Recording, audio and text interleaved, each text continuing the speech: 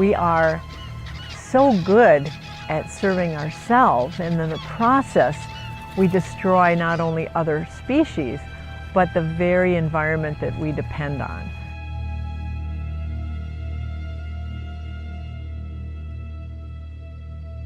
"119 of the 178 some odd nations of the world are considered fragile states according to the UN, which means they are a hair away from collapse.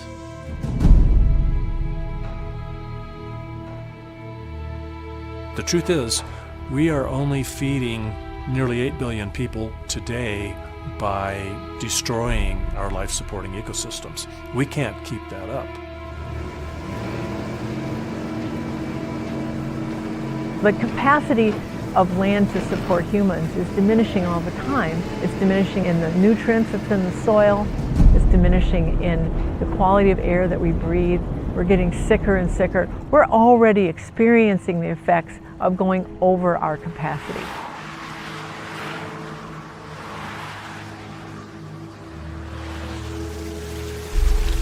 We are following the trajectory of a detritivore organism that goes in and eats everything available to it until it's gone. Our population goes through the roof, we pollute our environment, and our population crashes.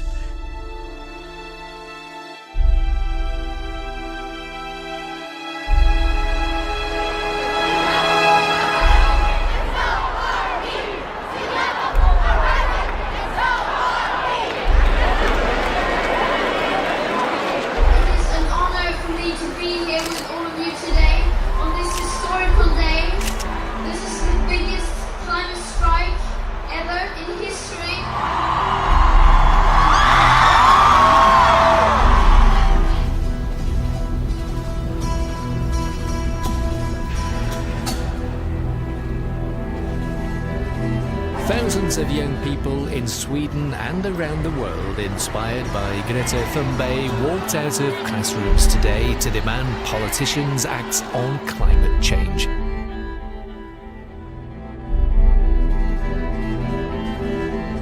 For way too long, the politicians and the people in power have gotten away with not doing anything to fight the climate crisis. But we will make sure that they will not get away with it any longer.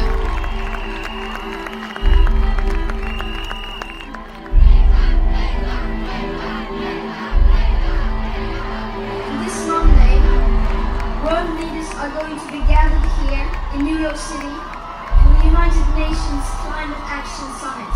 The eyes of the world will be on them. They have a chance to take leadership, to prove they actually hear us. Do you think they hear us? We will make them hear us.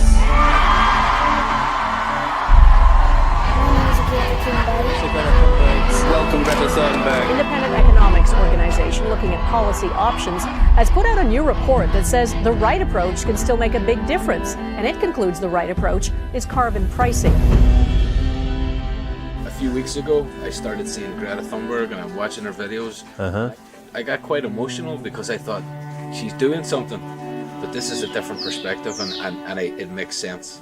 Yeah, and it is. I think people have to, don't just get caught up in the media hype, because I got caught up in the media hype. It's only a media hype. The people around the world, they're clapping on the hand, crying, "Oh, Greta, we love you, and it's a great idea what you do." And but by themselves, they don't do anything. They don't change their mind. So the young girl, Greta Thunberg, who's being used as a catalyst to bring the attention of what they call climate change, which is really climate destruction. This young girl was told about the problems with climate change. She became worried and fixated and cares about what's happening to the planet, and she is frightened. So they're taking this and they're using this fear, and they're getting people upset enough about it without really thinking about what the real solutions are. The governments and the politicians are going to use this for carbon taxes and other taxes to try to control CO2. Like that's the only problem we have is CO2. That's just one problem. My next guest on the show is a documentary filmmaker from Ireland. He says the Friday for Future movement won't solve a thing unless they focus on the overpopulation emergency first. We will do everything in our power to stop this crisis from getting worse. When I first heard about Greta Thunberg, like many people, I felt really inspired. But the reality is that unless the Friday for Future movement focuses on the overpopulation problem, then all of the efforts to battle climate change and environmental destruction are a huge waste of time.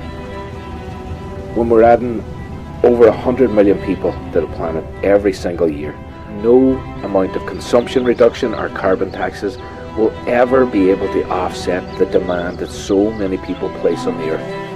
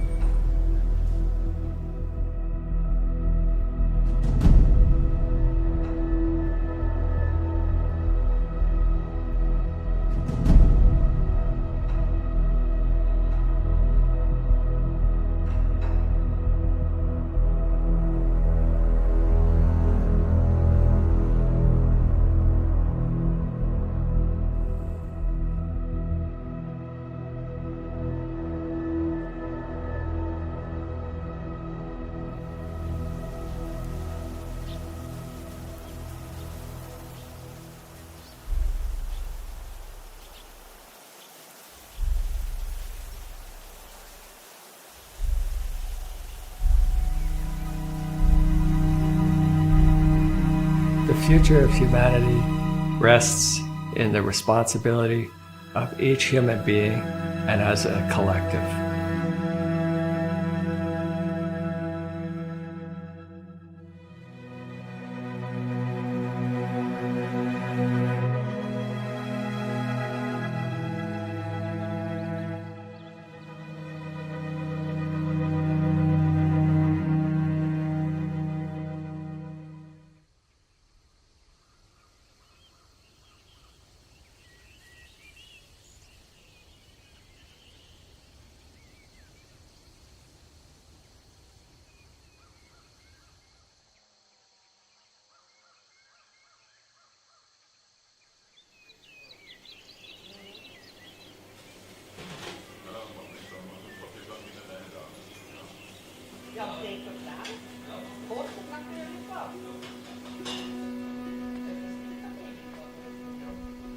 Poisons in the air, in the ground, on the surface.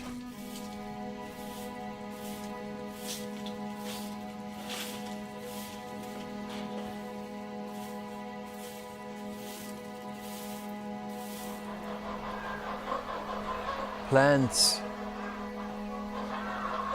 animals, they are also poisoned. The changing must start in the thinking of the human being.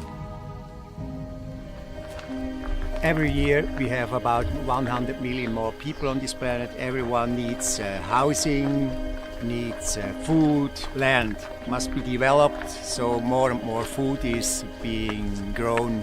Every human being must be looked upon as a consumer of resources. In this short time, 130 up to 150 years, is the extremist environmental changing during the last 500 million years. Humankind should recognize that they are not the first ones who have developed on this planet. We destroy the fundament where we live on and are poisoning everything down. It's a saying that you're sitting on a branch and you are cutting the branch that you sit on. And actually this is what's been done now. If we don't stop this chain reaction all kind of animals and all kind of plants will die out at the end. Not only the climate warming that we have as an issue, as a problem, we also have to face the destroying of all entities of nature. Humans lost the contact to themselves inside. And so they lost the connection also to the nature.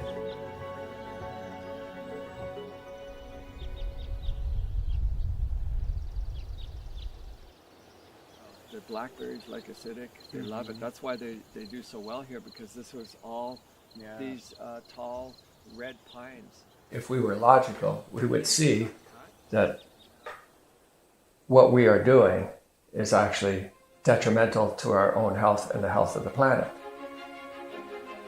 But we can't see logically. We don't want to see logically. We've been distracted and led to think that everything is okay.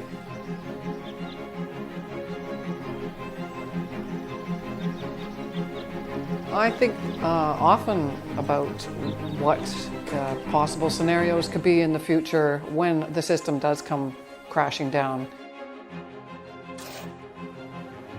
Things could just snowball in a very negative way that we just are not calculating, not taking into consideration the impact that we are actually having and how quickly it can unfold. It's going to be hugely devastating. We're running out, yet we're still putting 100 million people on the planet every year, which are demanding more and more. So as our resources go down, our needs are going up, and it's just we're racing towards the cliff.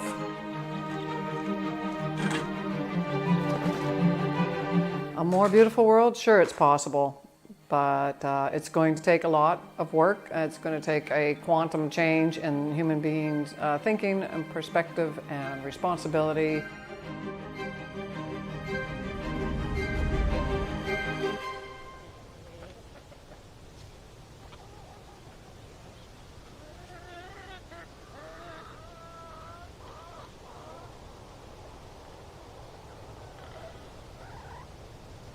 I saw things that were happening to our planet, and one of the things I understood from my studies is that the birds and the bees, the butterflies, are threatened. They don't have enough places to rest, to get nourishment. So I decided a solution would be to put in pollinator gardens to give the bees, butterflies, and birds a sanctuary.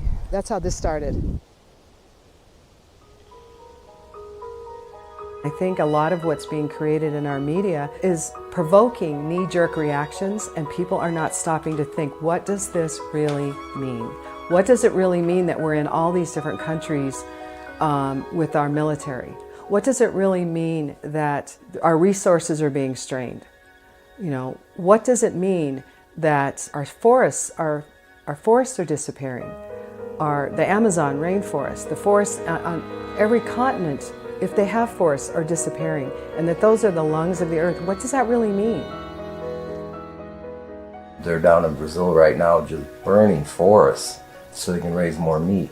The oceans are so polluted. I mean, we are poisoning our planet. People have a hard time imagining that America could suffer some kind of breakdown.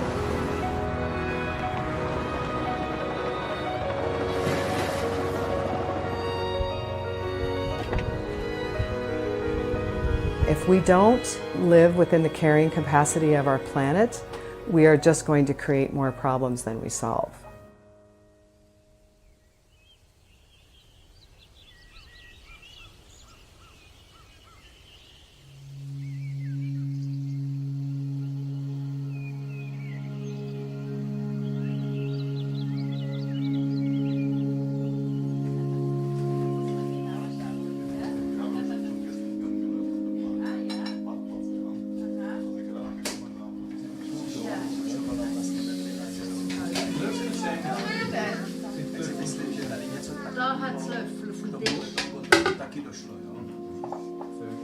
It's a kind of free community it has the goal to spread the information about the laws of nature and issues we have on our planet regarding the environmental problems. We are also studying the functioning of our thinking and realizing that we have a psyche and that we have a consciousness and how all these processes are occurring. It's a center in a community called FIGU. I'm a member, an active core group member from FIGU, and FIGU means Free Interest Group Universal. We are located here on this part. This is in the eastern part of Switzerland, near Zurich. The majority live around in the neighborhood. Me, as an example, I live around 7 kilometers far away. I only need 10 minutes by car to come to this place. Within that community, there's a regular group of people that are based out of Switzerland. But then there's people throughout the world that come, a couple times a year or whatever to help out. And I put myself in that camp. I like to go over there. I've been there now 8 times myself, and it's just a joy to be there. It's the flora is amazing. The way they planted everything and the way they take care of things are just. I've never seen something quite like that. The planning and the care. When I came up here for the first time, I think it was in 1982. I came with my bicycle from Wheeler up here.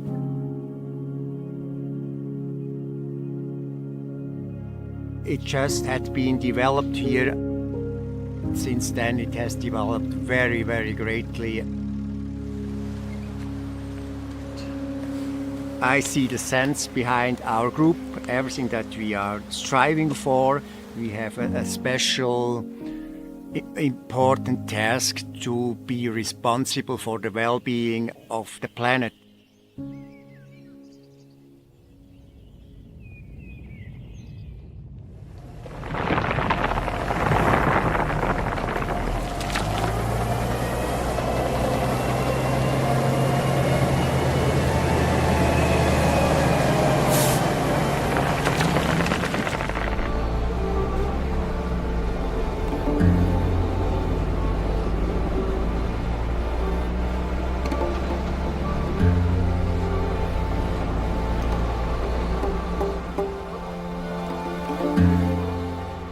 Our resources are running out very quickly. We've already gone peak oil. Now we're totally doing this exploitation with hydraulic fracking, which is just absolutely devastating to communities. The infrastructure and all the needs that are happening within our own countries are going into huge disrepair with all the encampments and homeless encampments and all the horrible state of affairs from the collapse, the economic collapse of 2008 and the one that's about to come. Between climate destruction and things that are going on with the economy, any one of those things could create a situation of shortages. I think it's a perfect storm. It's going to be a big whack in the face when the oil starts, the price of gas goes up, the costs to heat the homes go up, your sewer systems are breaking down, water sources are totally polluted. We're already getting there. We're there now.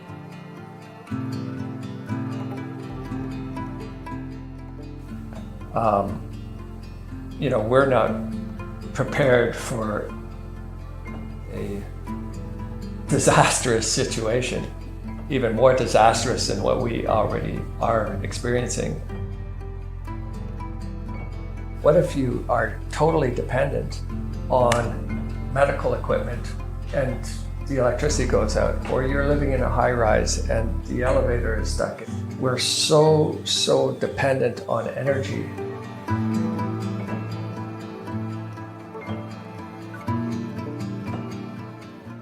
This planet is ever increasing in terms of population, in terms of numbers, And if you see that everything needs its space, the flora, the fauna, to suppress the flora and the fauna is to suppress ourselves.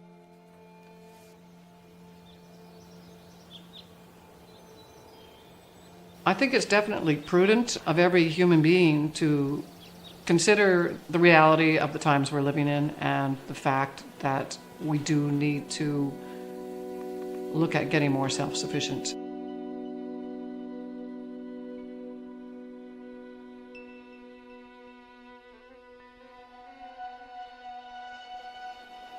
I guess you could say we're quasi off-grid. We have 16 solar panels, giving us a total of about 4,000 watts of power each day, and that's enough to run a fridge and a washing machine. Over this way, we've got a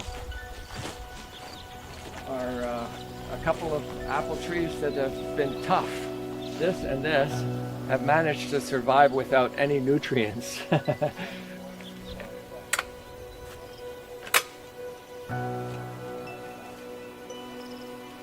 It is nice to know that we can grow our own food. If everything goes to the wall, we have these resources, and the knowledge is invaluable. That every year you're learning more and more and more, and that's priceless. Another garden here. Catherine had the first year she made a small flower garden here, but we're going to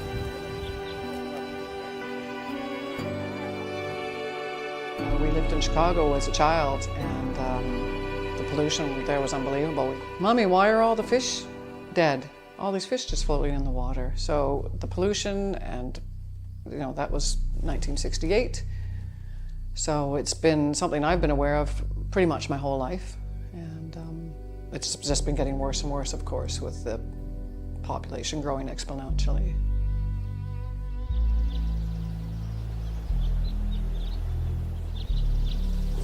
It's obvious that the biggest problem is the overpopulation, overfishing, cutting down of forests, farming. There's so many problems, and if you look at them carefully, it all leads back to the unsustainable growth of the human population at the expense of the planet.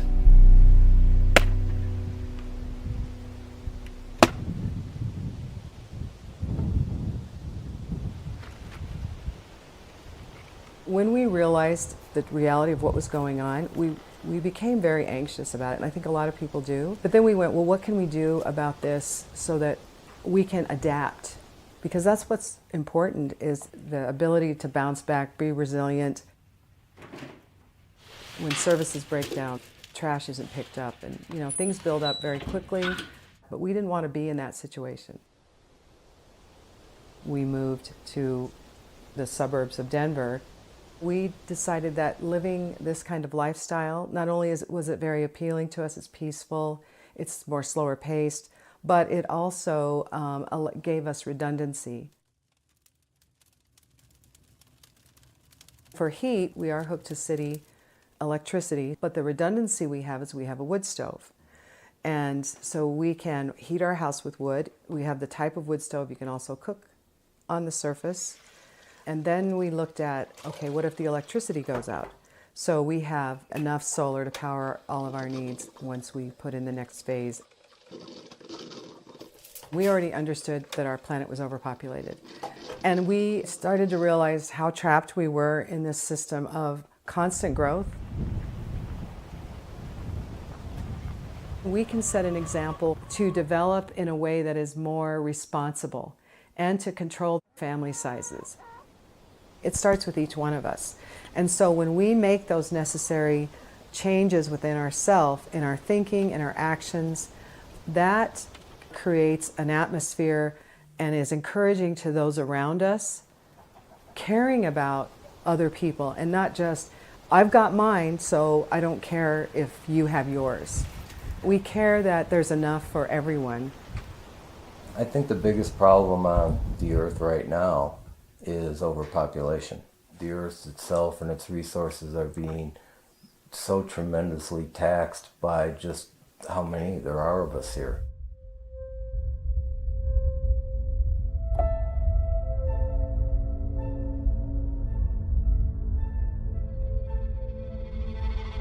Anyone who really takes a hard, rational look at the evidence, it's impossible for them to walk away believing that we aren't in the process of crippling our life-supporting ecosystems. It is so clear.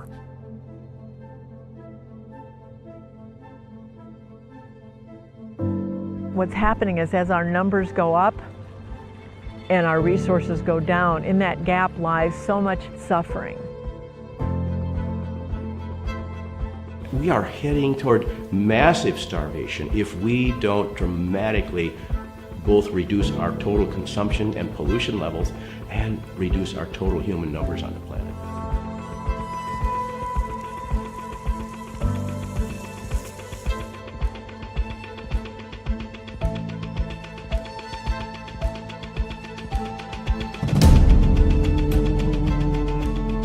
We want to just keep taking without putting back and understanding how to live with a lighter footprint, which is really challenging in a world that's set up in a capitalistic system to just take from the earth, make money, give it to the rich.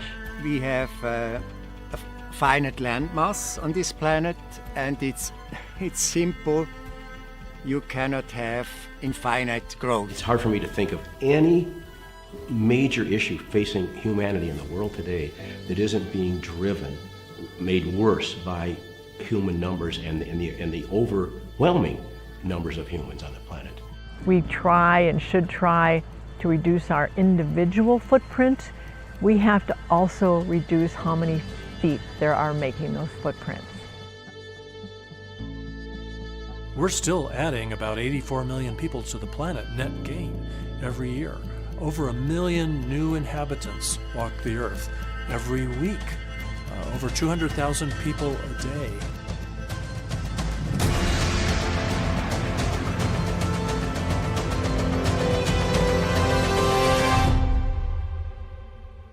Overpopulation is a noose around our neck.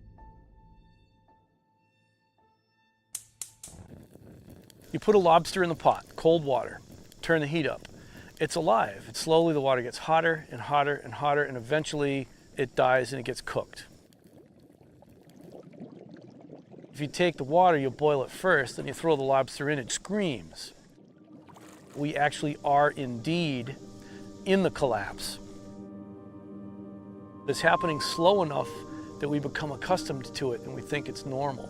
So the water is up and it's going to boil, but we're in it and we don't know when all of a sudden it's going to boil us. Things are changing just slowly enough that they don't really experience the pain. They don't recognize the pain. They're comparing how terrible the traffic was last year versus this year, not comparing this year versus 10 years ago.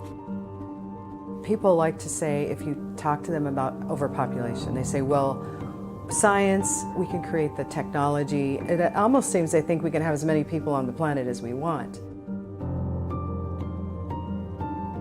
Technology, at the end of the day, creates more pollution and also takes more resources to do all those things. We have to reduce our impact, and all technology does is take.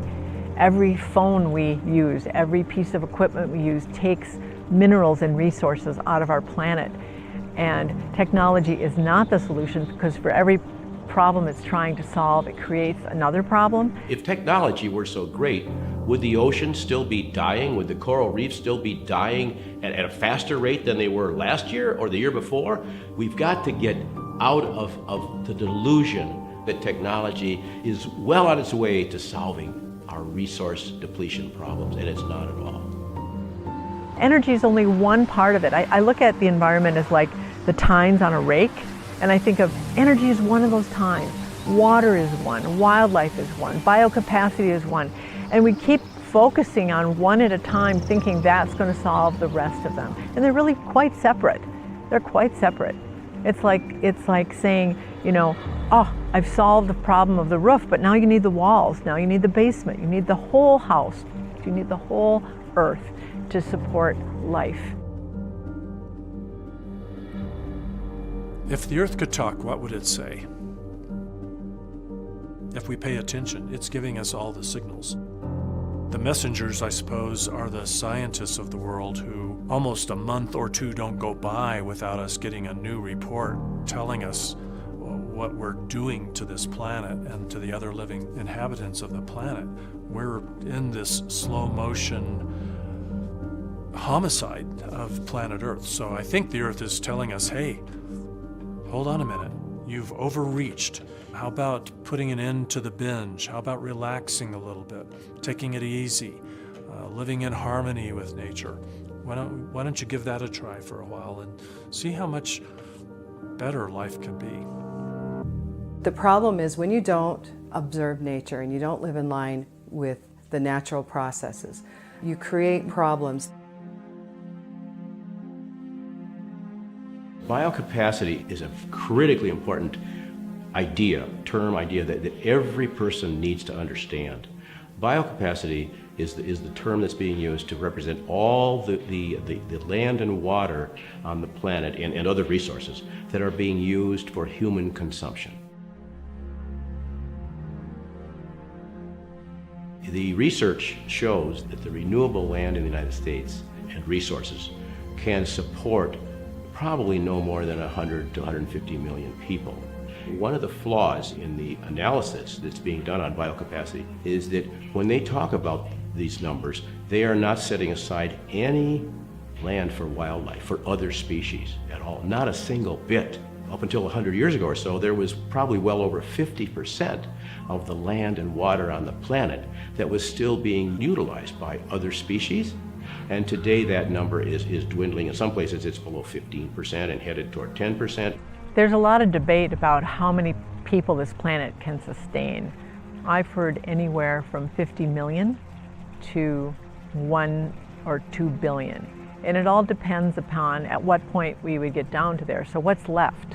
So if you say, oh, we just need to get down to 2 billion, that's assuming we still have not built over every square inch of arable soil. It's assuming we want no wildlife.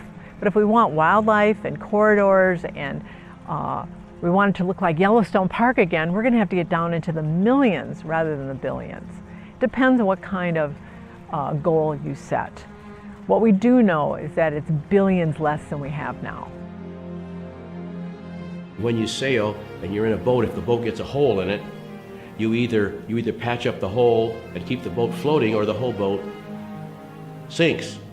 And right now, all of us are on one boat, all 7.8 billion of us, and our boat is sinking on many levels. It is sinking very rapidly right now, and we must collectively come together and not only stop the sinking, but restore the boat to viability.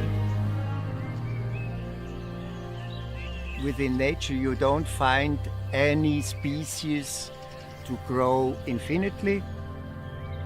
If you would be really responsible human beings as a whole, we would have just as many children that we can feed, that we can educate, that we can guarantee for them to have a good upbringing. There is just one kind of growth that's good, and this is in quality. If there's a growth on the quality level concerning a good life and to learn, to expand one's consciousness, then this steady growth, this is a good thing, but the rest in numbers, this is leading to destruction.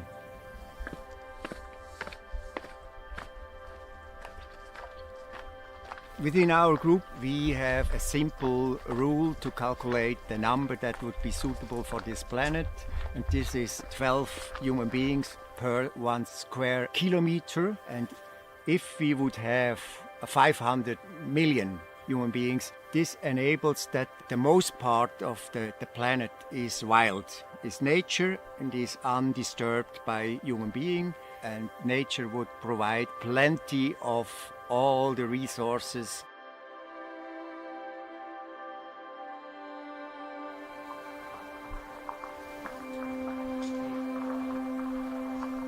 Probably sometime in the future, people will understand that the population is the cause of all existing problems nowadays.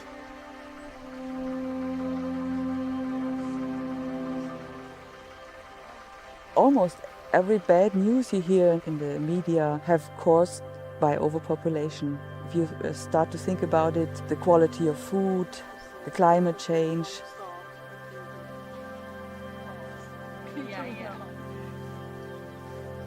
We are just too many people on this earth, far too many people, so we destroy nature, we destroy life.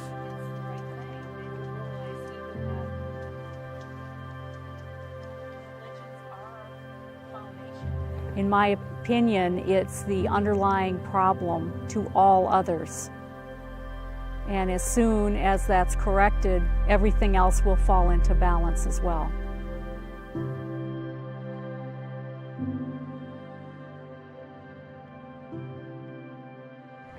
I've been an environmentalist my whole life, just had an affinity for wildlife. I kept seeing things getting worse and wondering why. And then I met the founder of World Population Balance. I started World Population Balance in the early 1990s. I decided that it was critically important to start a new organization because I didn't see any existing organizations out there that were really telling the story to the extent and the ways in which I thought it needed to be told. We can't ignore that our own field of overpopulation has a terrible racist history. It's very true that there are people who understood this issue, really blamed people of color for breeding too much and all kinds of awful narratives that have been around. I'm very concerned that the overpopulation movement is just too white, both in its membership and its leadership. There are some people of color who are involved in this movement, but it's dominated by white people, and I totally understand why that would be suspicious of any people of color saying, you know, why should I listen to you? I look at it as, can we walk and chew gum at the same time? Can we be anti-racist and an overpopulation activist at the same time? And we're going to have to be. How do you work on an issue like overpopulation?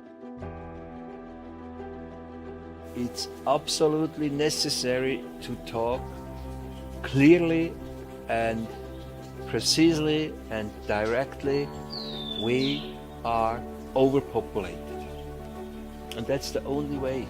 Overpopulation really became a sensitive subject, making it really challenging for a number of people to talk about it. It's the people in power that are not talking about it, the people who are part of the corporate media world that are not talking about it.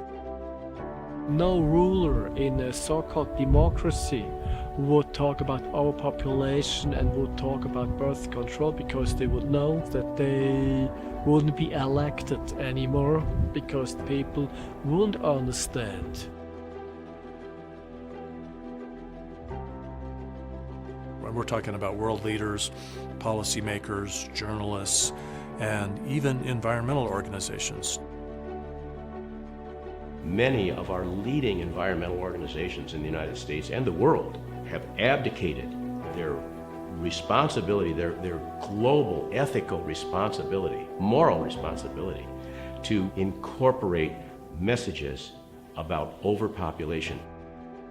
These are all organizations that I believe are doing good work, and I think most of the things that they're trying to get accomplished, we should try to accomplish.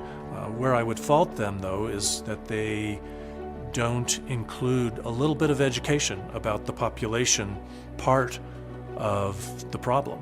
I'm not asking them to stop trying to preserve habitat, to stop trying to move us toward renewable energy, and those kind of things.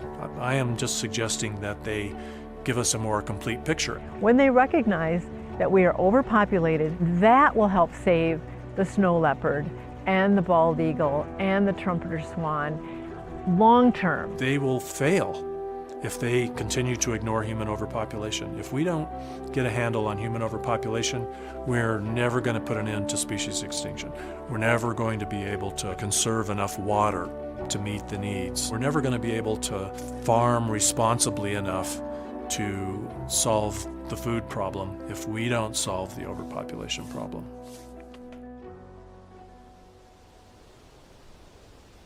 We would rather have enough to be able to harvest, and we lose them to the deer. You know, they come in and eat. They come in and eat everything. But they got to eat something, you know. So one of our goals is, the reason we have as many fruit trees and as big a garden we have is because we share it also with our chickens. We use it as food for them, and we want the wildlife to have their share. One of the biggest producers of CO2 is agriculture. A lot of the things that we do now, like farming, that would be harmless to our planet, that are necessary, are now a part of what is endangering our planet because of the sheer number of people. Even those of us like us that are trying to grow our food without chemicals, without pesticides or herbicides, our food is not clean and pure anymore because it comes in through the air, it comes in through the water, and it pollutes our property. Permaculture people, that movement, they understand that we need to be able to produce food in such a way that we replenish the soils, we protect the ecosystem, we enhance the ecosystem that we're on, and we don't use destructive farming practices. The problem is they think that just sound farming practices is going to solve everything, but that can't be. If you're a permaculture activist, I applaud your ability to look at the soil and try to regenerate it rather than pollute it. I applaud your ability to look for different varieties of grains and to try to sustain more and more people. I applaud your efforts, but don't be deluded by thinking that that's an upstream solution. It's still a downstream solution. And you can move upstream and not abandon your love of permaculture, but you have to marry the two philosophies together at some conjuncture. You haven't really gone off the growth model by saying you're going to treat the land better. That's certainly part of the story. It's certainly part of the story. It's like, I don't smoke, I vape. We're finding out that vaping is terrible and it's killing people. But it looks so much better, doesn't it? I think permaculture is the vaping answer to smoking. It really is, because it's not an answer at all. It looks better. I think the great marriage would be to have permaculturalists who understand the role of overpopulation and marry those two together. There are a growing number of organizations that are communicating pretty candidly about the overpopulation issue. World Population Balance in the United States, Population Matters in the United Kingdom, Sustainable Population Australia, Sweden has the Overpopulation Project, but they're infinitesimally small compared to the big environmental organizations, unfortunately. I did an experiment with World Population Balance in my own state of Minnesota, where we sent out a letter and said, hey, how would you like our help in creating a message that teaches your supporters how overpopulation issues is affecting the birds, is affecting clean water, etc. 74 organizations we found, and out of all of the letters we sent, we only got one response, and it was negative. And it said, overpopulation isn't an issue. I find it despicable that leaders of any environmental organization at a national or international level especially still is kicking the ball down the road and pretending like it's not their problem or their issue. More than anything else, I would love to plead with you to stop abdicating from this mega issue on the planet, this core issue. Even the United Nations on World Population Day is afraid to make that day about reducing our numbers. You look at their theme year after year, and they are beating around the bush. They are just overly political correct. They are cowards, and they're doing some good work, but boy, they could do so much better work if they would really communicate to the world honestly and openly about this urgent need that we've got an overpopulation crisis. If you can convince people that the CO2 is the main problem and that we have to increase the taxes in order to decrease the CO2 pollution, the increasing of taxes won't bring help at all. It would only bring more money for the rulers. It would bring just more money for the economy and for the government, etc. And that's the main reason why rulers talk about the CO2, not because of wanting to have a better life or a better planet in the future. The climate crisis is getting an awful lot of attention right now, and certainly we need to be addressing that. But I think it's distracting us at the same time. We're pumping rivers and aquifers dry. The industrial agriculture system is one of the biggest, if not the biggest, carbon emissions contributor because we are having to artificially restore nutrients to the soil because we're overworking it. We're creating these vast ocean dead zones. We're overfishing the seas. We've got fisheries collapse. We're toxifying the land, the air, and the water.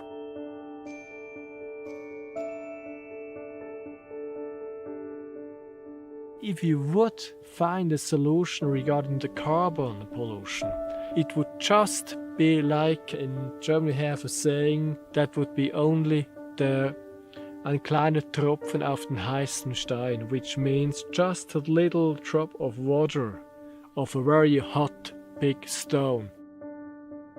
It's very easy to walk out the door every day and participate in a world that is in denial of the overpopulation emergency. We need to recognize that every human being walking the planet is a walking carbon emitter. Choosing smaller families is the single biggest action that we can take to reduce our carbon footprint.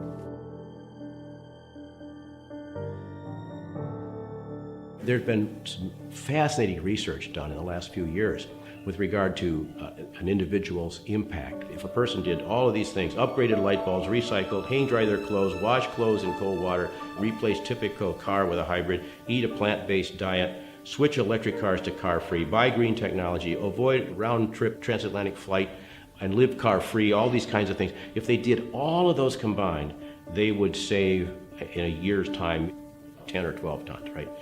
If they chose instead to have one fewer children and did none of those things, they would save 58 tons of CO2 to the environment. And that would go on every year after that because they had not had that child.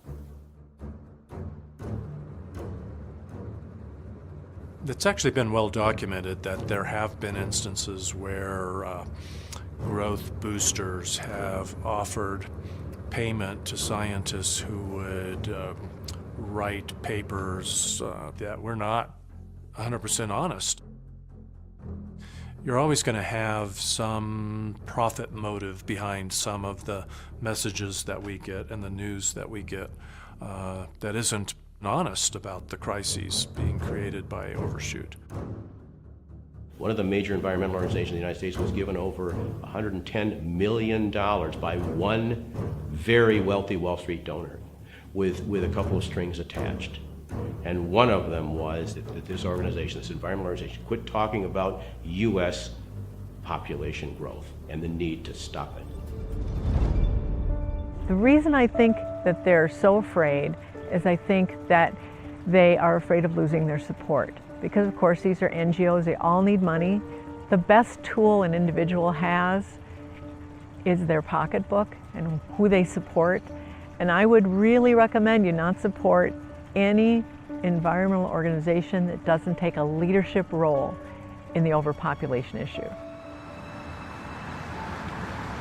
We're currently being encouraged by the growth boosters, the growth profiteers, to get busy conceiving and incubating more workers, more shoppers, more people, because they're really concerned about the fact that birth rates are coming down.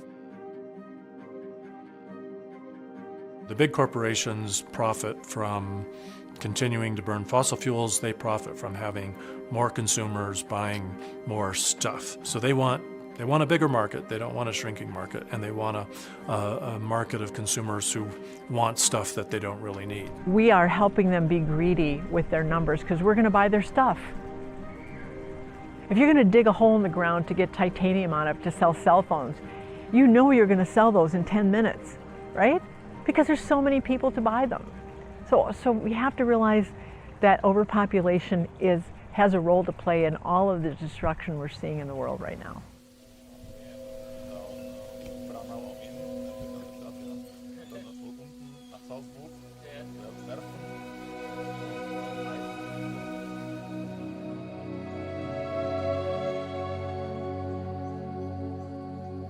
Economy says we must have constant growth, more profit and profit.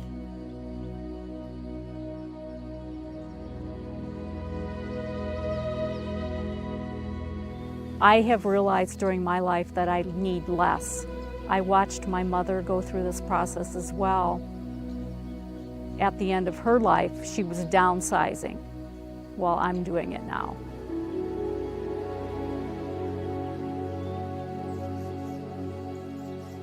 This is a process of getting there to watch the whole aspect.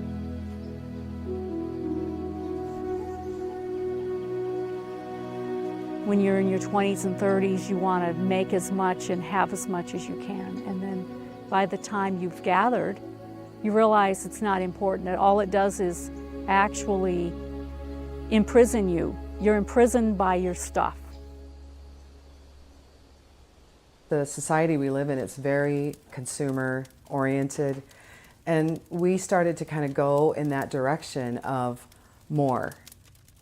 We became disillusioned because here we are, we had the house, it was beautiful, 4,000 square foot. People would come in and say, wow, this is so beautiful, and you guys are very successful. We wanted to prove we could be successful. You know how that is. And we weren't happy. The advertising around us was always telling us we weren't enough. We needed to have more, impress our neighbors, have the best house, you know, have the most current clothing. And I realized a lot of that really isn't important. Going through a life of just consuming things, what's the meaning in that?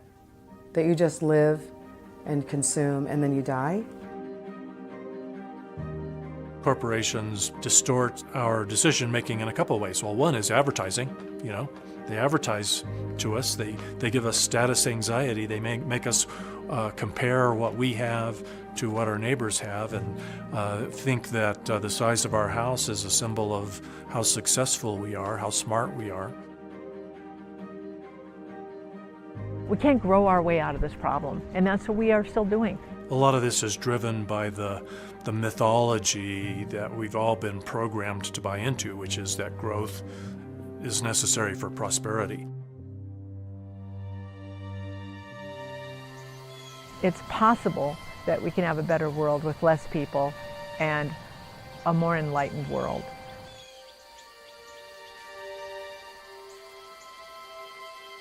We have to have less children, and if we need to have less children, we have to have it. Yes, access is important, but the story is the most important thing.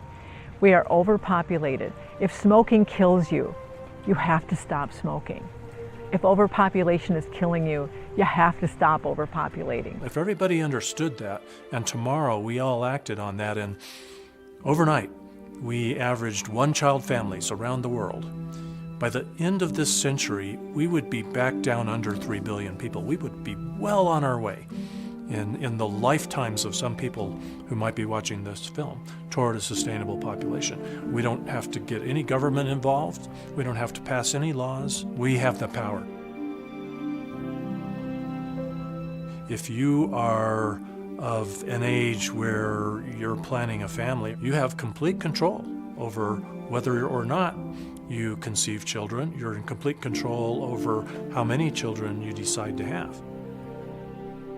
We need gender equality. We need to empower women, because women tend to make smaller family-sized decisions when they aren't being oppressed by men. Birth control is something that people fear to talk about because they think it will affect their liberty. They don't understand what freedom means. They think doing anything they want to means freedom. But if you do something that affects other lives, so that affect in a negative way other lives, that's not freedom. When people understand what a crisis is, they will start looking and having the dialogue that will come up with solutions.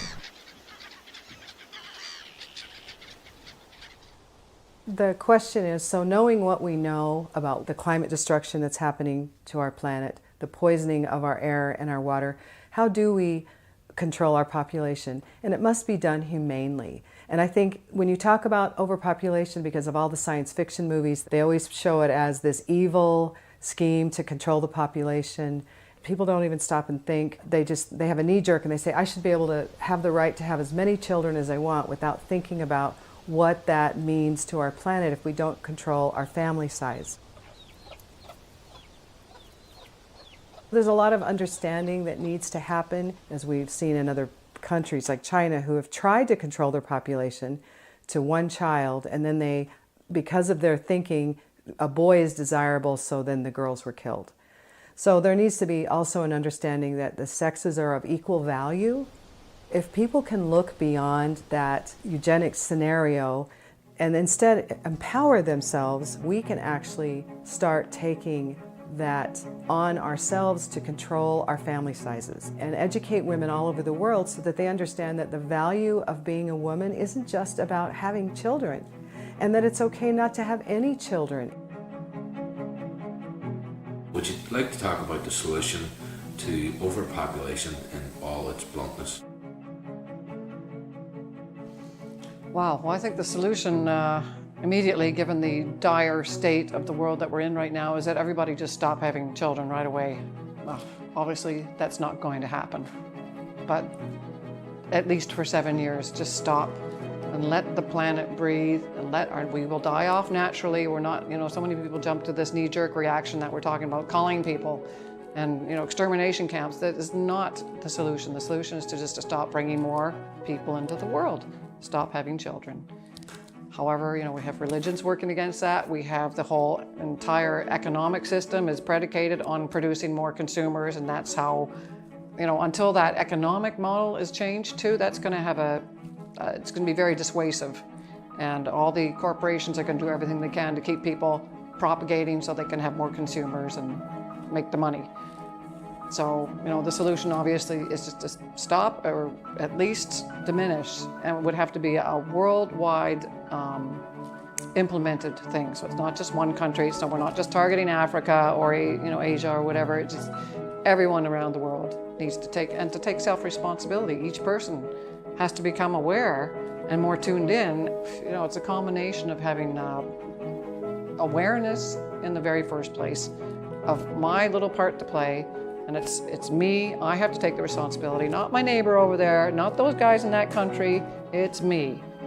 Overpopulation has been encouraged by our unwillingness to let go of religious dogma. If you believe that a religion can tell you how many children to have, you drank their Kool-Aid. They don't want you to have children for you. They want you to have children for them so they can ties to their church, so they can have you in their wars. They don't care about you. And it has been so hard to fight against that dogma, the dogma that says we can't control our births because somehow God puts every fetus in the womb. If you think about that, if you read about that, you'd go, really? How can we, after the age of enlightenment and science, believe these sort of tooth fairy stories, I call them? We have to question all these stories and realize why they were put there. And they were put there to control people. I believe that father-based religions have been the source of great destruction on the planet, because if you're going to go somewhere else, if you're going to go to a heaven, then this doesn't matter. Just destroy it. You're going somewhere else. And it's a great tool for corporations to come in and destroy things and make money and say, well, don't worry about it because you're going somewhere else.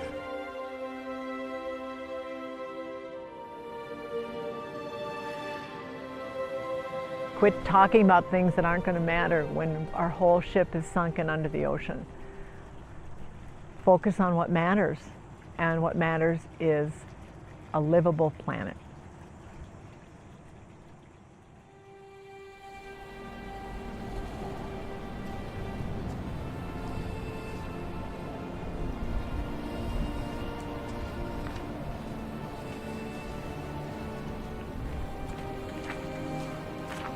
The term belief, it permeates our society and our language. I believe this, I believe that, but what does belief really mean?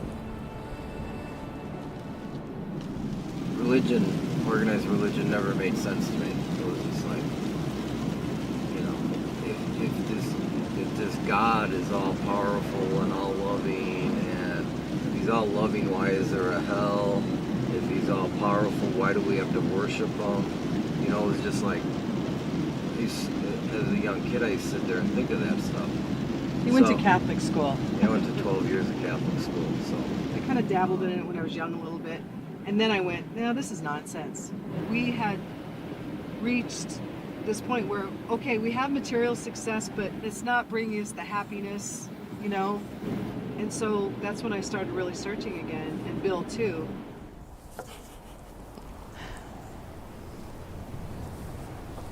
Oh, now you're folding your hands like you're in church. Oh, I am. Oh, are you? Is this your church? This is it.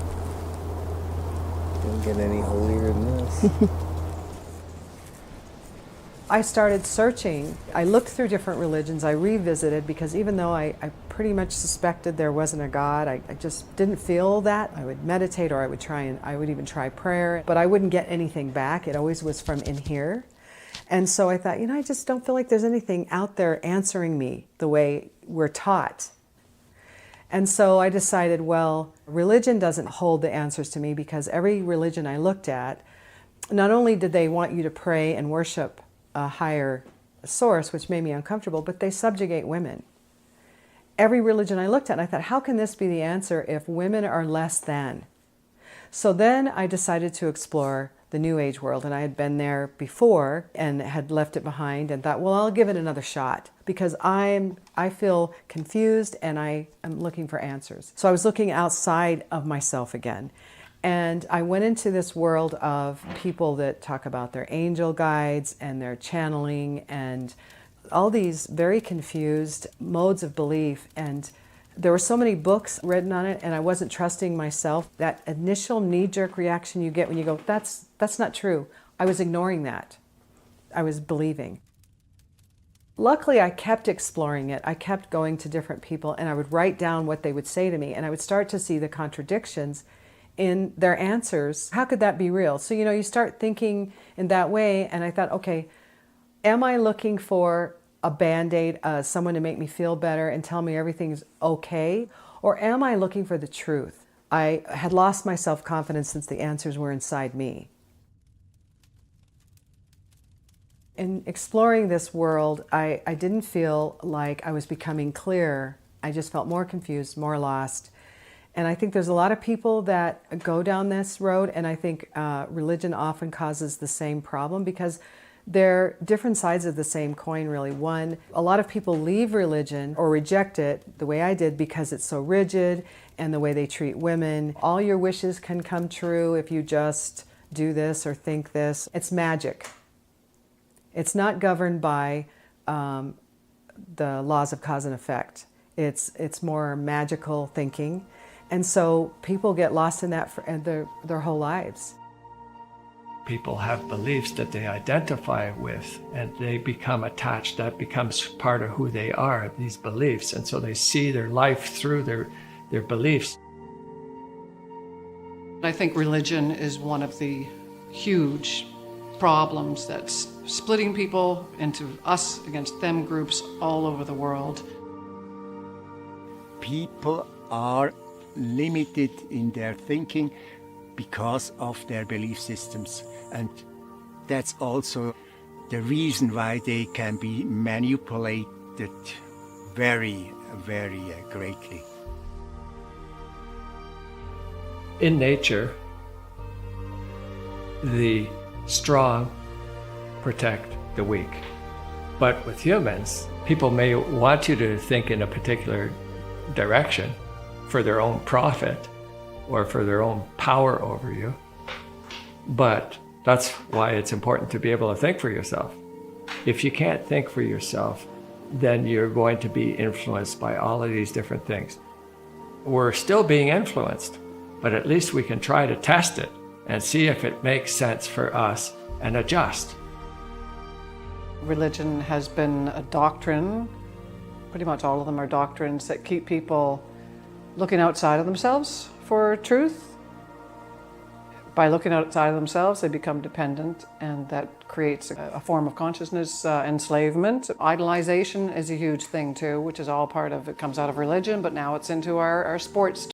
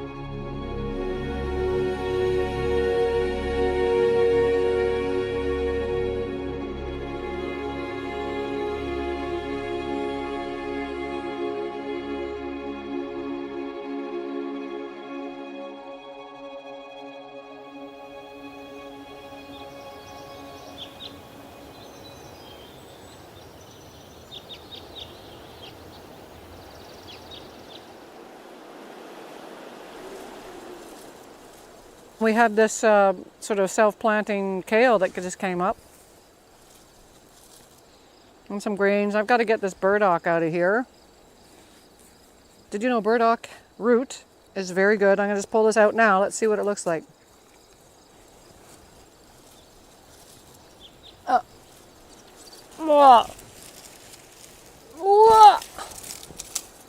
Oh, it's a little bit of a root.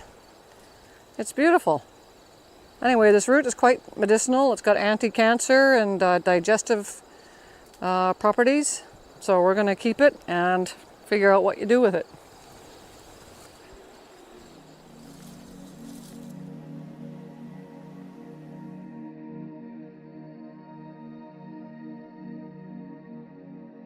We are all connected, actually. If we don't have the oxygen, if we don't have the bees, if we don't have the fish, by polluting, throwing in whatever toxins we throw wherever we throw, what we do in the atmosphere, it's all connected.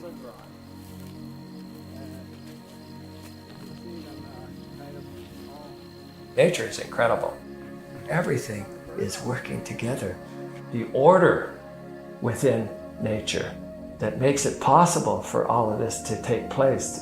The way the plants create oxygen so that we can be healthy and thrive, and the flowers come up and the bees and they spread and they pollinate, and everything is just working together in a total order. Goldenrod. We have them here. Yeah. And actually the birds love, not the birds, the bees. Yeah. The bees, they just go crazy. This year, I felt more of a connection with nature than I've had in the past. Maybe I'm becoming more sensitive to my environment. We have a lot of weeds that came up and we just let them go. Just let them go. And there's these cycles of flowers that are coming up from these weeds. And then there's just gazillion bees coming around. And it was just like, okay, I'm walking here, I gotta be careful because there's so many bees. But it's just this relationship that I personally have been feeling with the insect world and the plants. It is the one that, I don't know if you saw what Isaac had picked yesterday, but there's beech nuts. Yeah. I think to be in touch with your inner self is what can ultimately bring the most feeling of happiness and satisfaction. Doing something that is helping the planet, perhaps. Being able to share that with others.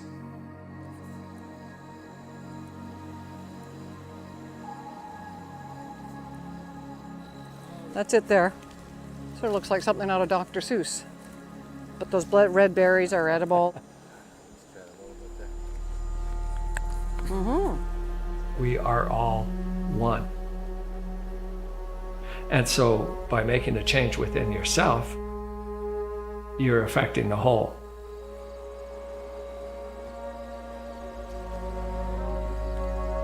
We need to acknowledge and be more in touch that we are part of nature ourselves. And through that observation, we can observe ourselves.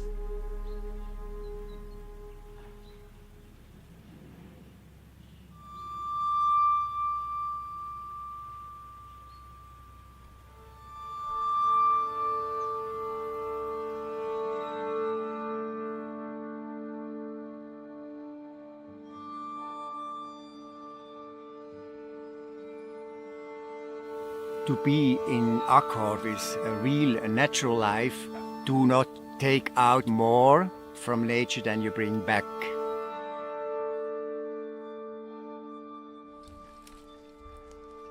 There must be kind of a balance between taking and giving.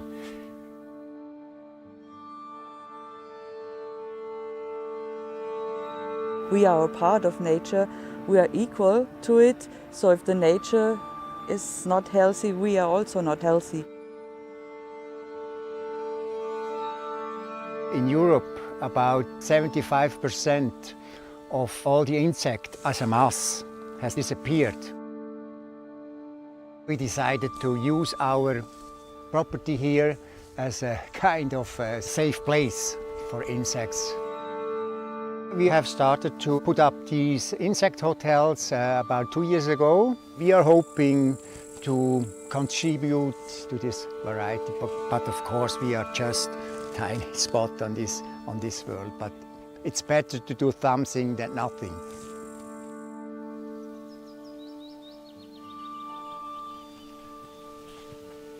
If you want to have a good forest, you have to take care of it.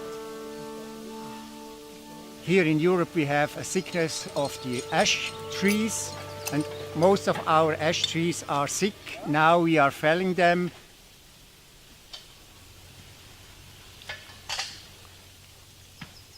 I like this work. I'm out in nature. I'm sweating. This is good for the metabolism, and I like this work. For over 40 years, I worked in psychiatric clinics. I was in leading positions, director for various homes for people with mental disabilities from birth or from accident, all kinds.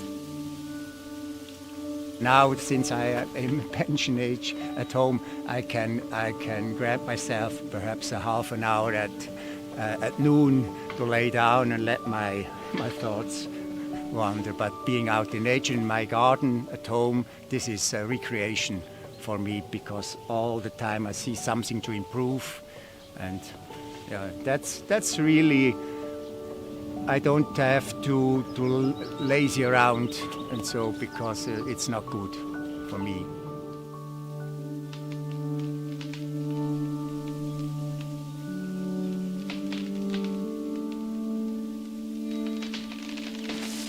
Now we have people from abroad here, people coming here for working a couple of days, like you have met here before. Yeah. Ja?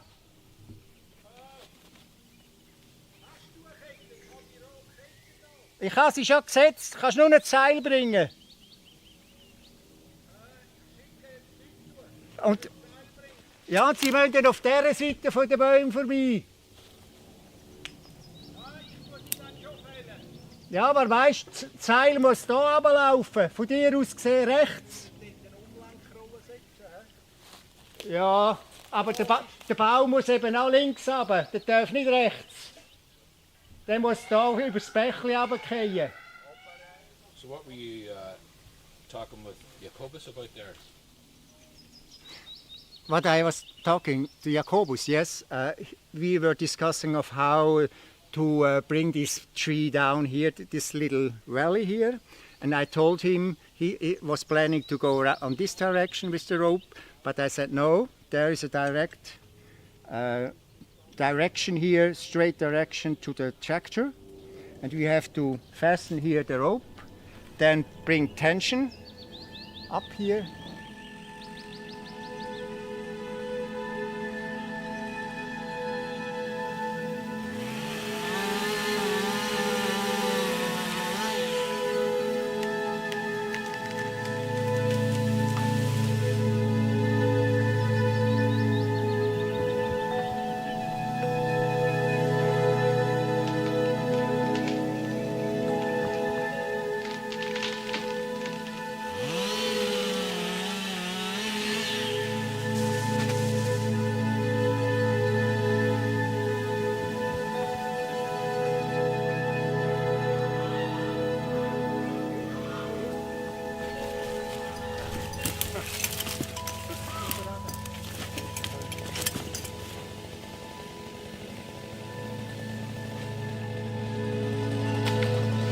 Being retired doesn't mean to stop working.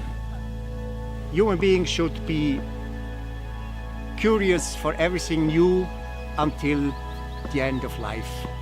And I would prefer, when the time comes when I'm dying, I would prefer that I'm aware throughout the whole process. I would like to witness my dying process as long as possible. This would be interesting for me.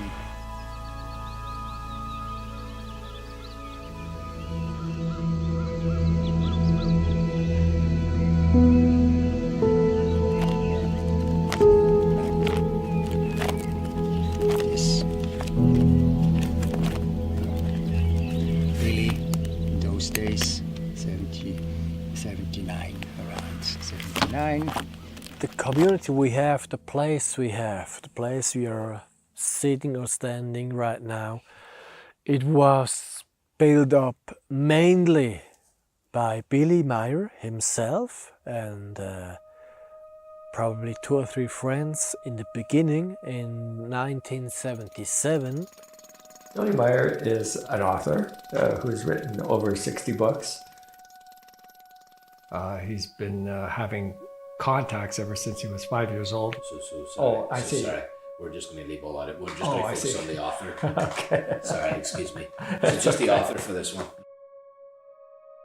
He's written some very interesting books on life, death, historical information, political information, environmental warnings, the psyche, the might of thought, the way to live is another book that he's written. The material is so interesting. He lives in Switzerland in a small town that's Schmidruti, but he lives behind Schmidruti. It's called Hinter Schmidruti. So behind Schmidruti is what it translates to. Have you ever visited? Yes, I've gone to visit Billy. I've been there 12 times and started back in '91. It was the first time I went to visit Billy.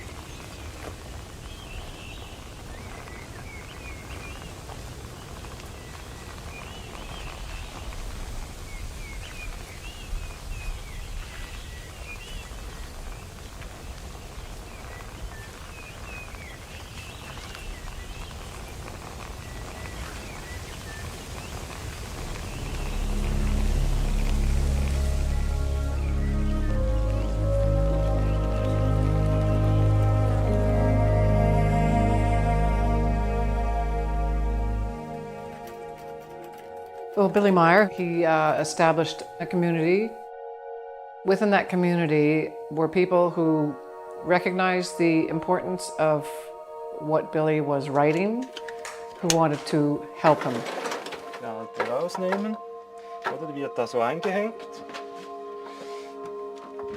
Die neue. They were people that came out of their own will, who work their own jobs, raising their own families. They come in their spare time and help with the publishing and the day-to-day tasks that are involved with producing the books that Billy is writing. Die werden nun auf der Schneidmaschine eigentlich nur noch halbiert und die Seitenränder. The first 6 months, my father, Jacobus, and several other people working very hard till midnight or later, 2 o'clock in the morning, 3 o'clock in the morning, go to the daily job. And after the daily job, they will come again and work together. Das ist das gedruckte Sonderbulletin. Das wird jetzt zusammengetragen mit der. They come and help run the center and do the gardens and do the tree cutting and help collect firewood for the winter and clear up the leaves.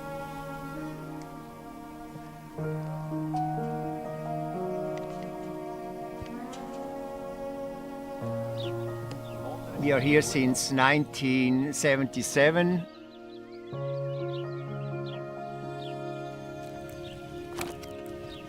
We have various different albums here with all kinds of photos from the first days and weeks of purchasing and starting with the work here on our property. Here's the entrance on this corner, and it nearly toppled over the house in the beginning. There were once 100 visitors from the military up here, and Billy had a presentation, and Billy and Jacobus had to go down and put on beams on this side so the house would not topple over.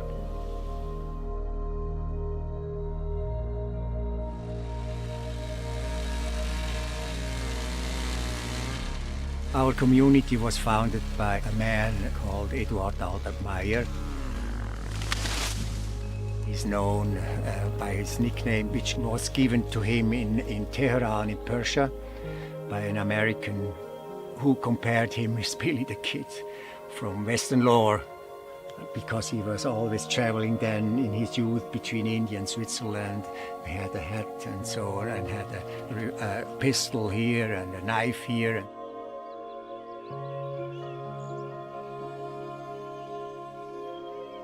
If you start reading Billy Meier's books, you start realizing everything that's written in it you can prove within yourself if you are studying it, not just reading. If you really are studying what's written in there, compare it with what you have experienced throughout your life and implement it in your everyday life, you realize this is really the truth. I first read the book The Way to Live in 2015. And just like the other books that Billy Meier has written, just reading isn't enough. It takes a slow, careful study and then an observation of life and reality. I find the books very empowering.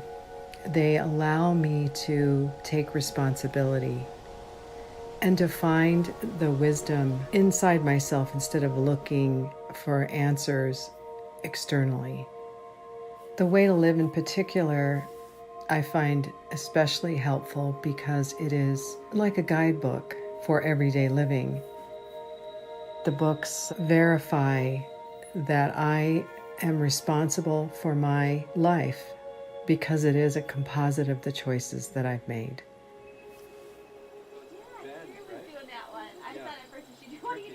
In one's personal evolution, there comes a point where you want to know answers and you have a lot of questions. I think anybody who is seeking will have a lot of questions, and they want to find out, well, what is this all about anyway? For me, the teaching is about coming to a better understanding of who I am as a human being and my relationship with the universe, but also each other human being and nature. So to me, it's about practical life, making the mistakes, cause and effect, learning to be a better human being or a real human being, finding out more about what truth is. It's an ongoing process because learning never ends. In his books, it's interwoven throughout that our thinking largely creates our life. There's some quote, like if you look at the cross-section of a person's life, that reflects where they are in their thoughts, and that's so true. That teaching, it's out there for anyone to find. He's not the one and only person or the source throughout nature. If anyone observes nature, from the microscopic to the macroscopic, consciousness, evolution-based knowledge is there.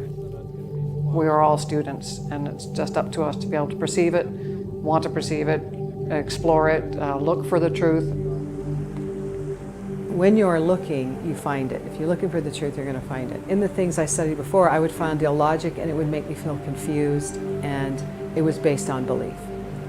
But when I studied these particular books and materials, I saw the consistency in the logic and how everything fit together. And that when I analyzed it and tested it against the real world, because that's the real litmus test. If you test what you're reading against the way things are in the world or the way things are in your life, if it doesn't make sense, why? If it's going to be of any value, we'll encourage you to think more deeply, think beyond, and not just take something at face value.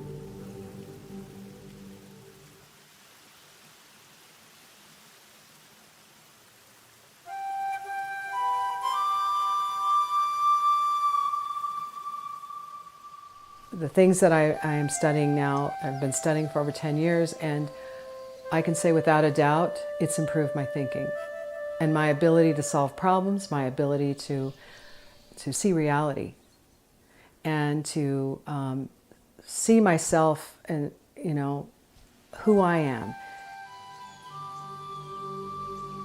These books represent a honing of our observations of reality and our recognition of reality.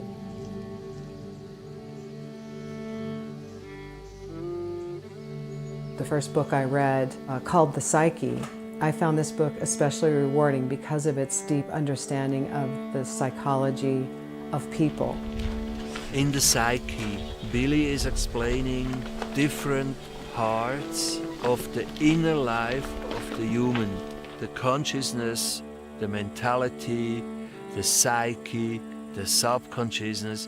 He is explaining in The Psyche what all these parts are doing and in which part these fractals belong.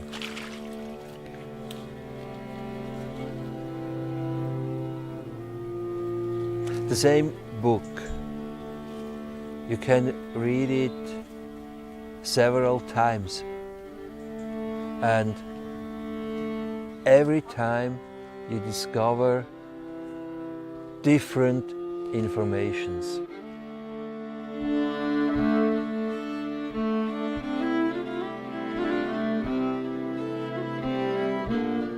The teaching is based on the laws of nature and creation.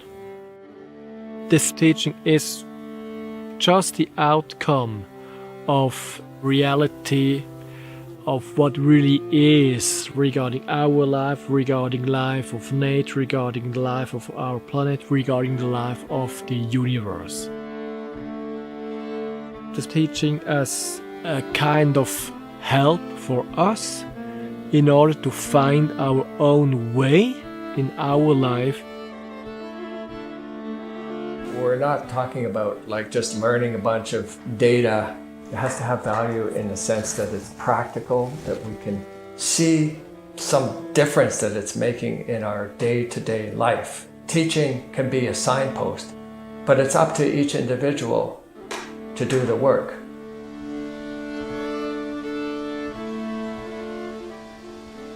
To me, the teaching presents possibilities that could be the truth. And then the next step is to, okay, well, let's think about this stuff. Does it make sense? Does it not make sense? You know, it's a sifting through of different ideas and thoughts and seeing whether it's applicable, whether it's logical. It's nothing else than a practical guide how we can find our own way, because only the practical life is the proof whether or not this works or not.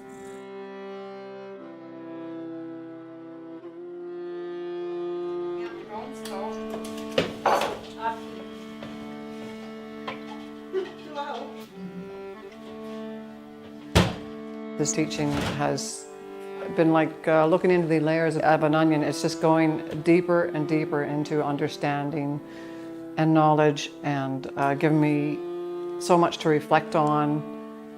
I can read part of a book one day and then come back a year later and it's as if I've never read that book. A whole new understanding, layers of understanding open up. So to me it provides meaning and purpose.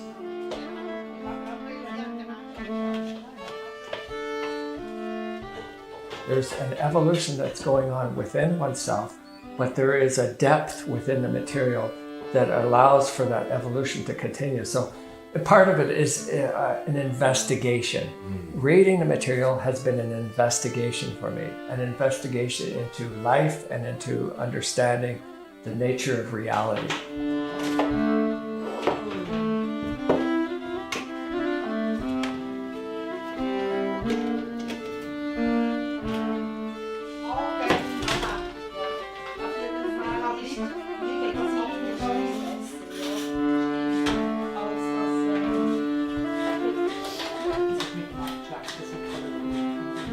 The teaching is based on the creation's law. Without creational laws, nothing existing. All creators are embedded in these creational laws. It's all, includes all. What you see, what you feel, what you think, what you do. It's not only one direction, like mathematics, like chemicals, like orthographics and all kind of them. I think you could say it's multidimensional. Teaching includes all kind of life forms. Human beings, trees, plants, grasses, animals, insects, birds, fishes. All the ecology. All the being.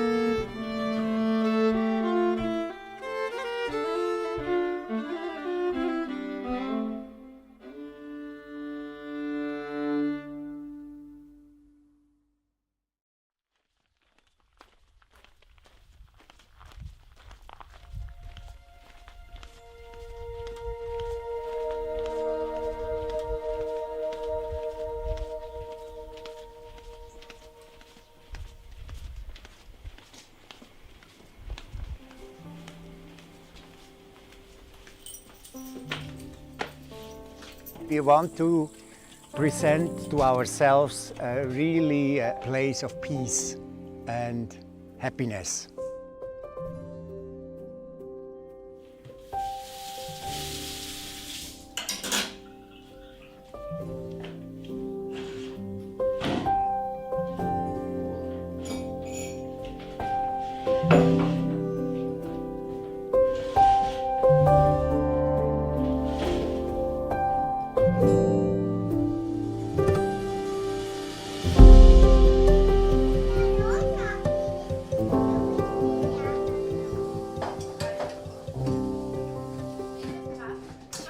First work for me today.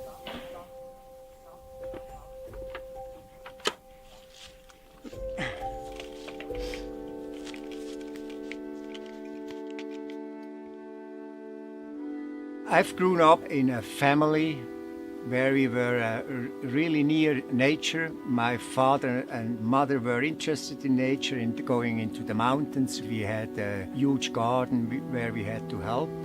And so I was actually growing up with a very good contact with nature.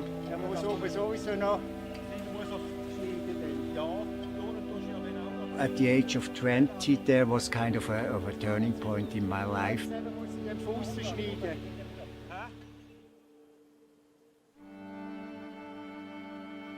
I was confronted with my quest for the meaning of life. I read all kinds of books and had a collection of all kind of stuff, but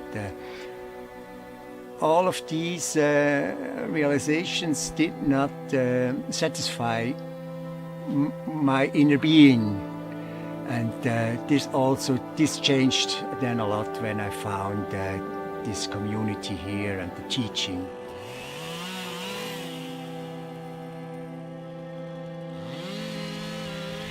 When I had realized that religion is a fake, it's just built on 3 or 4 books, I of course questioned myself.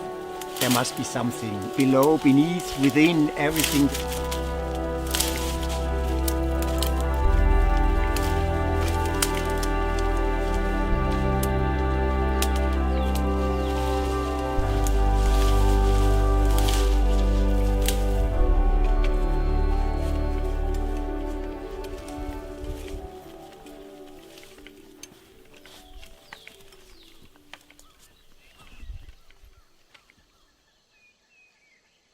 There is a force which we in our group is called creation.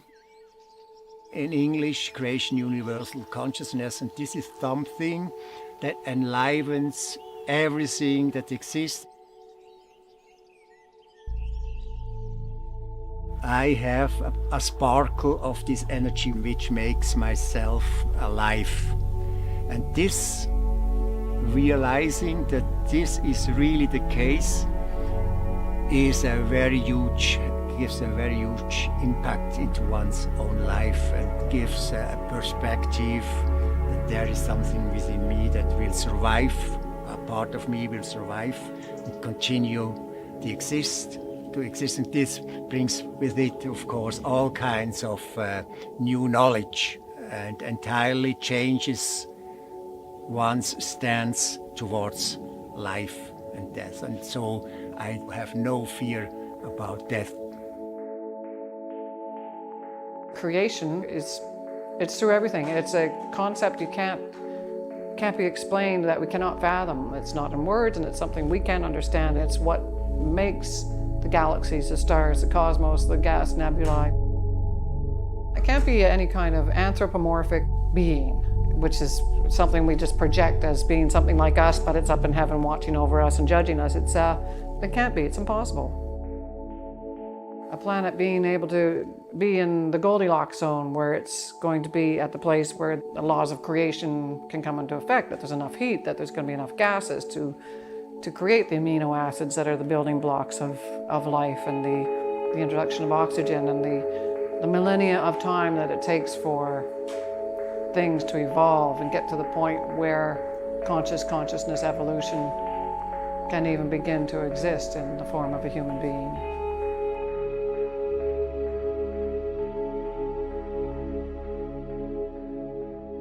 There's also an evolution process with the planet, with nature. Everything is evolving. Everything has a life, it comes into being, and it dies. So there's an evolution, and we are part of that evolution. Each human being is evolving. We are in a process of becoming something more than just what we were. It's a reality that a huge power and force is behind everything that exists. Without this force, this energy, this creation, universal consciousness, nothing could have come into existence.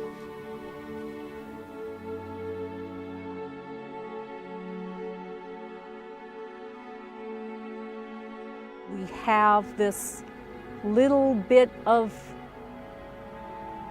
essence in ourselves that gives us life. You can actually feel that.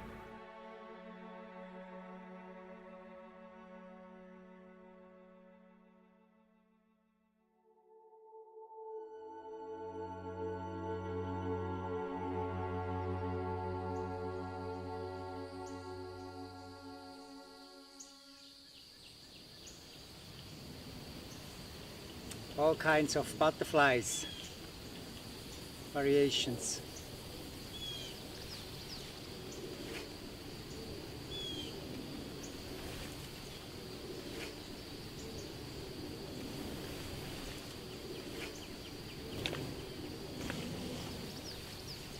The reality is that we need nature to survive.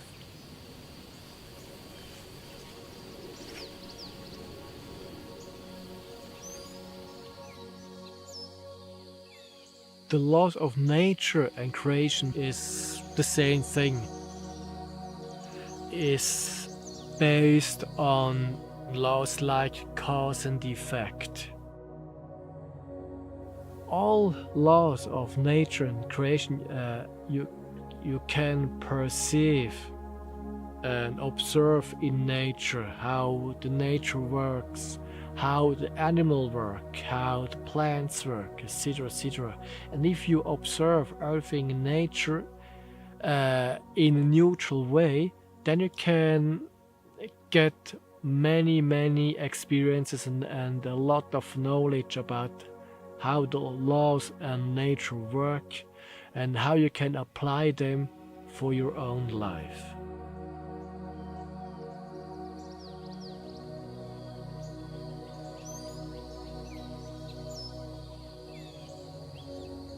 If you concentrate on reality, you also concentrate on nature.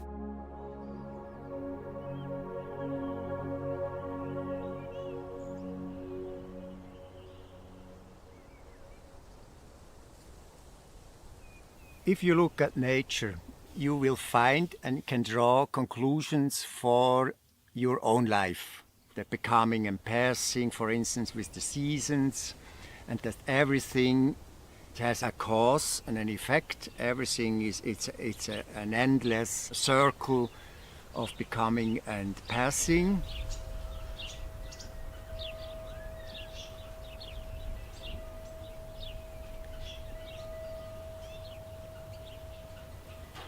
If you're looking at nature, we can really use it as a compass.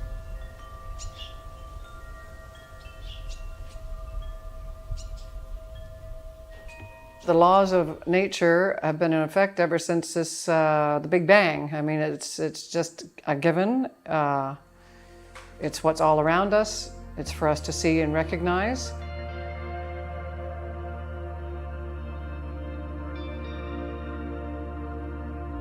Nature is reality. The natural laws is reality. Gravitation is reality.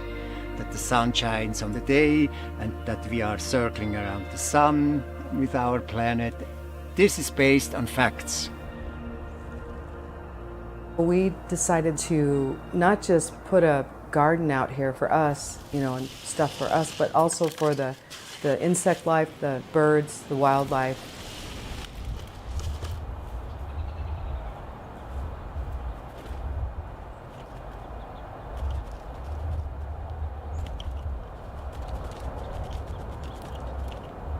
We have built pollinator gardens here for the insects and the birds and the bees, and the monarch butterflies, which are disappearing. Can you tell me about the birds and the bees? Another time. Another time, yeah. That's another subject.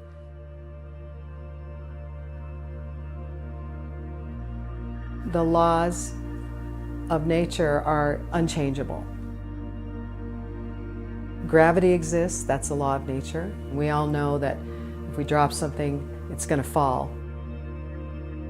Finite resources on a planet, that a planet has only so many resources, is a law of nature.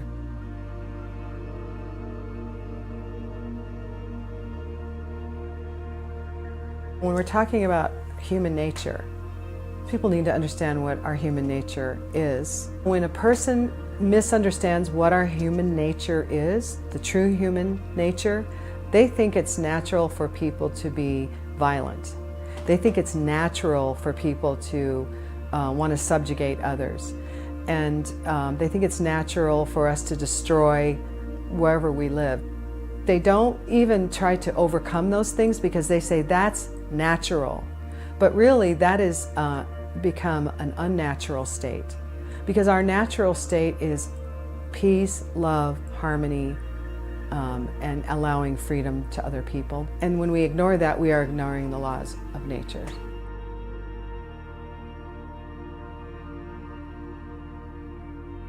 Everything is connected.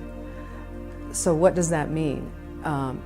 So if we're going to live according to the laws of nature, we're going to take all of this into consideration, all the things that we're talking about, polluted air and the mass extinction that's happening on our planet right now. We're going to think about it and say, okay, what is the way to live in order to preserve our planet, bring it back to a state of health again. When we become disconnected from nature, we're disconnected from reality. If we live in line with nature, we logically see how everything is connected, and then we look at our own lives and we say, okay, how do I need to be operating my life and my thinking so that I'm in harmony with nature?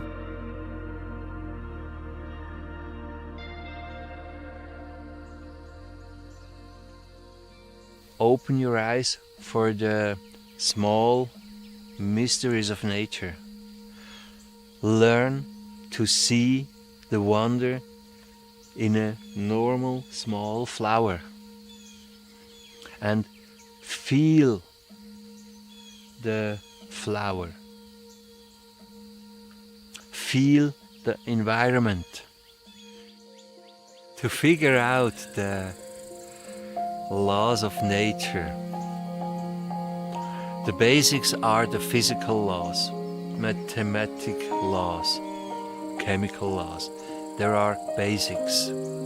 But the higher laws, they will based in the consciousness, in the subconsciousness, in the behavior against other people, in the behavior against the nature, in the behavior against the animals. So it's also a psychological thing, because laws of nature or the laws of creation are static, but the using of these laws is very dynamic,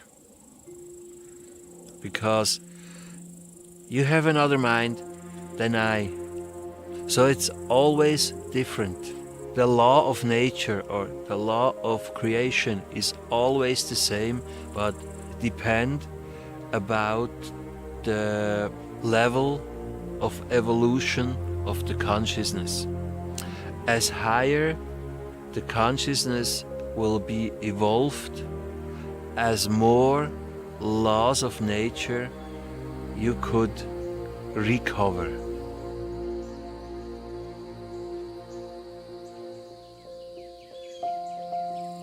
Right now, in the present, we don't recover our being completely. I have a speech. The most of the people are like RC models. Don't looking right, don't looking left. Only this one point, and no care about the environment. And this mind must change. It must change before the human will be able to recover the law of nature. So it's not so easy to say this is a law of nature, this is a law of nature. It's experience.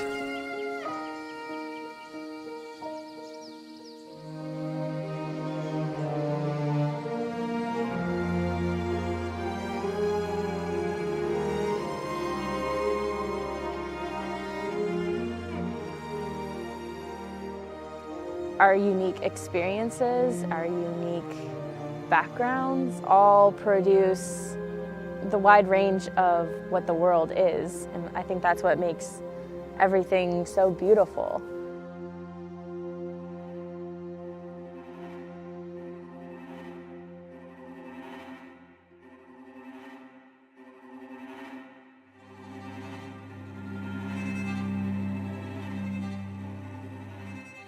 We as people, as human beings, we are responsible for ourselves. If you want to live a good life, it's our own decision to do so.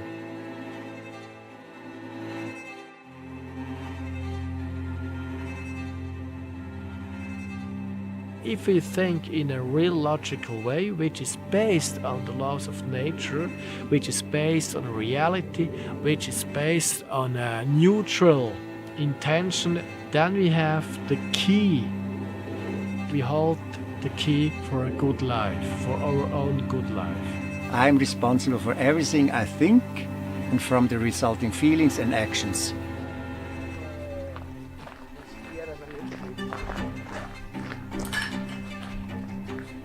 Eating time. Sweating time. Recreation time.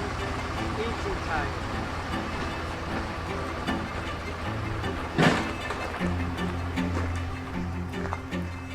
If you are leading a good life and in line with nature, it's a really rewarding.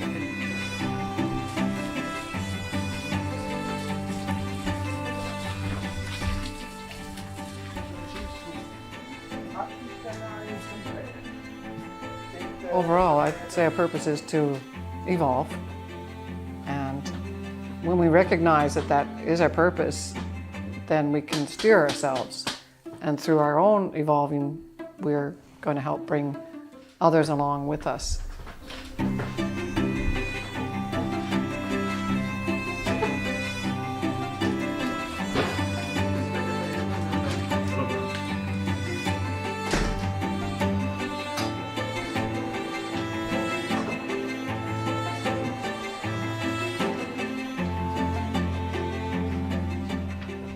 Each human being is evolving. Through our life experiences, we grow as human beings.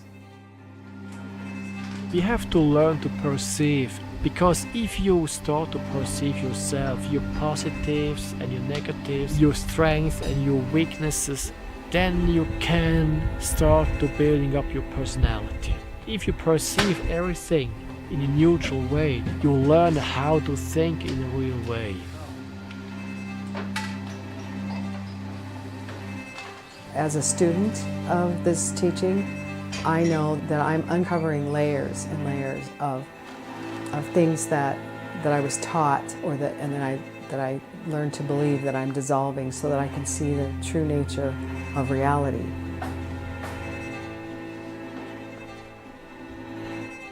One of the things we need to do is realize that just because someone is a different color, has a different culture, they're a different sex, they live in a different place, that they are just as human as we are. And I think the only way we're going to be able to recognize that is to strengthen our own consciousness.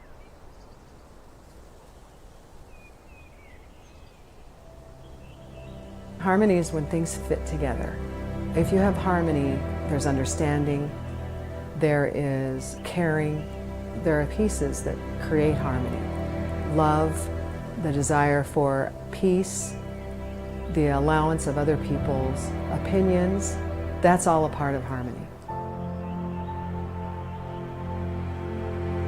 The highest creational law is the law of love. The creational love means the connection between all creators. On this pure energy level, all material is connected. It's equal.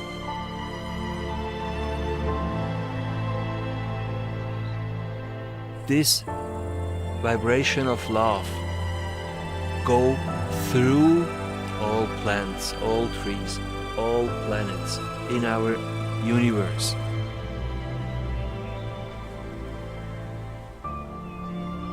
When I go outside and I look at nature and I see everything that is provided for us to survive, and the beauty of it, and how everything is interconnected, and it's actually a perfect working system, that's love to me. Having the absolute knowledge and understanding that we are all one. Nature is nourishing us, provides us with everything that we need to live and to be able to think and learn.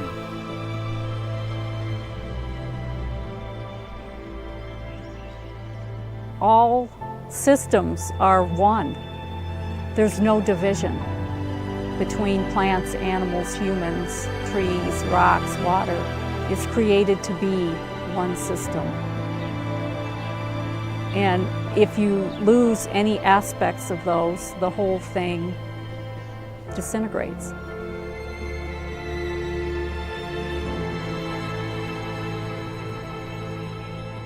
Your knowledge, your wisdom, your love, your happiness, your freedom, because only knowledge makes you free at the end.